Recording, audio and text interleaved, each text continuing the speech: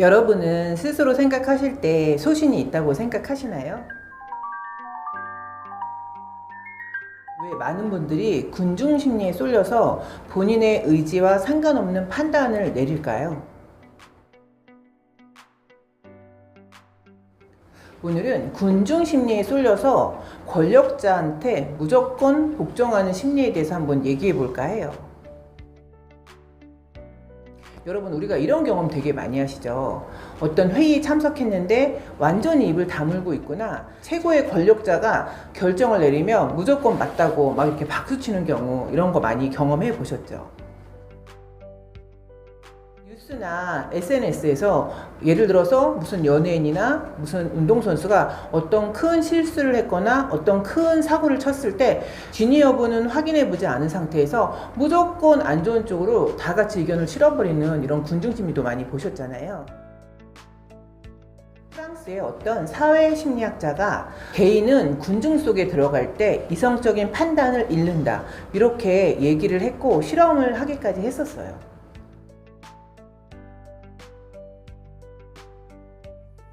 개인이 군중 속에 들어가면 익명성이 보장되기 때문에 본인의 판단력을 잃어버리고 그냥 군중 심리에 같이 의견을 동조한다는 거예요.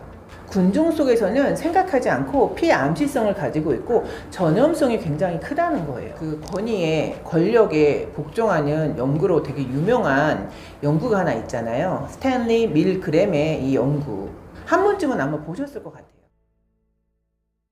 그 전기 충격 실험을 했었잖아요. 이 칸막이를 두고 오답을 얘기할 때마다 버튼을 누르면서 이 전압을 올렸던 거예요. 그리고 300V 이상일 경우에는 굉장히 위험하다는 사인이 적혀 있음에도 불구하고 틀릴 때마다 전기 충격을 가하라고 이 실험자가 명령을 할 때마다 옆방에서 엄청난 고통 소리가 들림에도 불구하고 65%가 300V 이상은 위험하다는 사인을 알고 있었음에도 불구하고 이 버튼을 다 눌렀다는 거예요. 물론 그거는 연기였다는 거예요, 상대방 방에서는. 그런데 이 실험을 하기 전에는 그 연구진들이 뭐 1%나 그걸 누를까 이렇게 생각을 했었다는 거예요. 그런데 실질적으로 실험을 해보니까 65%가 본인이 정말 많은 죄를 지고 있다고 아마 생각했을 것 같아요. 그럼에도 불구하고 권력자, 그 연구진들이 눌러라 눌러라 이렇게 얘기를 하니까 결국에는 65% 이상이 그 버튼을 누를 수밖에 없었다는 거예요. 본인이 되게 틀린 판단을 하고 있는 거를 알면서도 윗사람이 시켰어요 이러면서 책임 전가하는 모습을 보였다는 거예요. 그리고 또 솔로몬 애쉬의 그 동조 실험, 이것도 굉장히 유사한 경우를 띠고 있는데 3회 효과 아시죠? 이게 이 동조 실험에서도 나타나는 건데 이렇게 선을 그어놓고 분명히 긴 선하고 짧은 선을 그어놓고 이 짧은 선이 더 길다고, 긴 선이 분명히 김에도 불구하고 이 짧은 선이 더 길다고 6, 7명이 막 주장을 하면 37%가 그냥 그거를 따라갔다는 거예요. 분명히 이게 짧은데도 불구하고 이 선하고 길이가 똑같다, 내지는 이 선보다 길다, 이렇게 하면서 37%가 그냥 따라갔다는 거예요. 권위 있는 사람이 이 사람 별로야, 그러면 다른 사람들은 그 진위 여부를 확인하지 않고 이 사람 별로구나, 생각이 멈춰진 동조의식을 보인다는 거예요.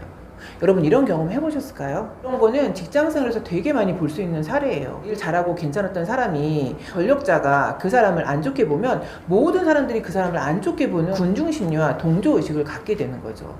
본인의 판단의 진위 여부는 확인되지 않고 본인의 생각을 잃어버리고 동조한다는 거예요. 그 스탠포드 감옥 실험 있잖아요. 되게 이거 유명한 실험인데 그 대학생들을 모아놓고 9명은 교도관 옷을 입히고 9명은 죄수복을 입혔던 거예요. 그런데 너무 신기하게 교도관 옷을 입은 사람들은 정말 교도관처럼 행동을 했고 이 죄수복을 입은 사람들은 정말 죄수화돼서 나중에는 모든 거를 굴복하는 이런 형태를 띄웠다는 거예요. 결국에는 군중 속이나 권력자 앞에서는 책임감도 없고 자기 인식에 대한 죄의식도 없다는 거예요. 그래서 평소라면 절대 하지 않을 행동까지도 서슴지 않고 한다는 거예요.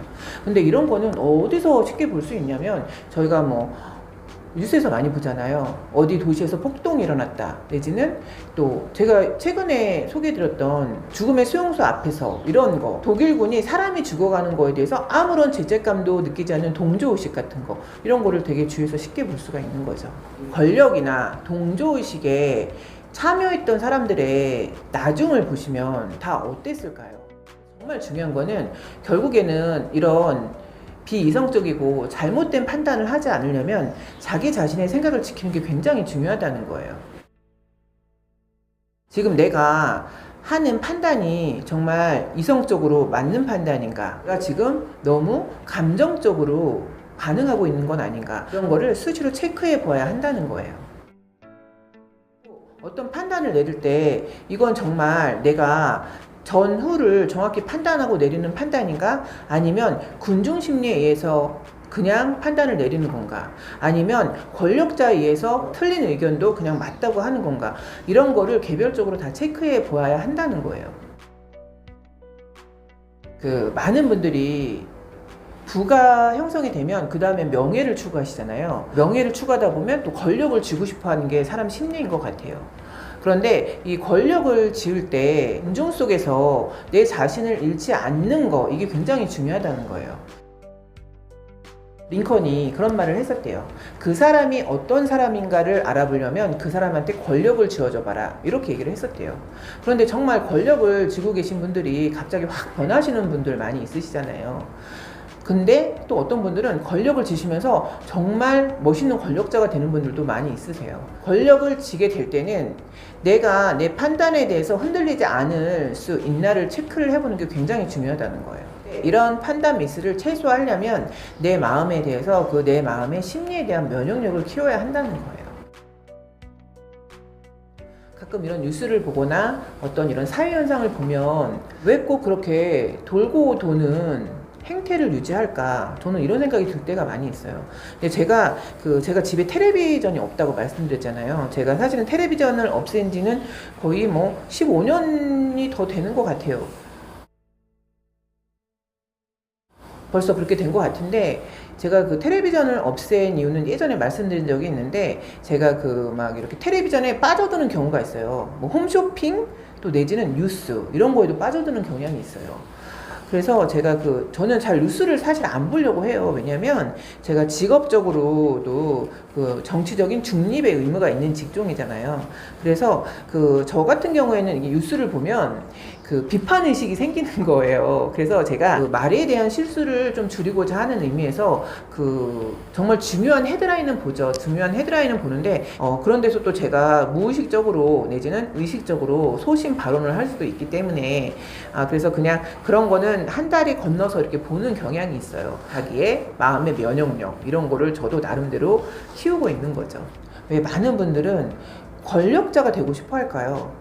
그리고 권력자가 그렇게 원하던 권력자가 됐으면 왜 예전에 갖고 있던 그런 사고로 그 권력을 아름답게 사용하지 못할까요? 심리학에 대해서 공부를 해보면 어찌 보면 사람들이 군중 심리에 쏠리고 권력자 앞에서 판단력이 흐려지고 내지는 본인의 의도와 상관없이 무조건 복종하는 심리는 통계학적으로 그럴 수밖에 없다, 이런 생각이 들기도 해요. 왜냐면 저 이성적인 판단하고 다르게 결국 일어나는 감성적이고 감정적인 퍼센트는 생각의 오류를 발생을 시키는 거죠. 내지는 오류가 아닌데도 마음과 다른 행동으로 결국에는 향하는 거죠. 군중 속에서, 대중 속에서 본인의 소신을 밝힐 수 있는 사람은 그리 많지 않을 거예요.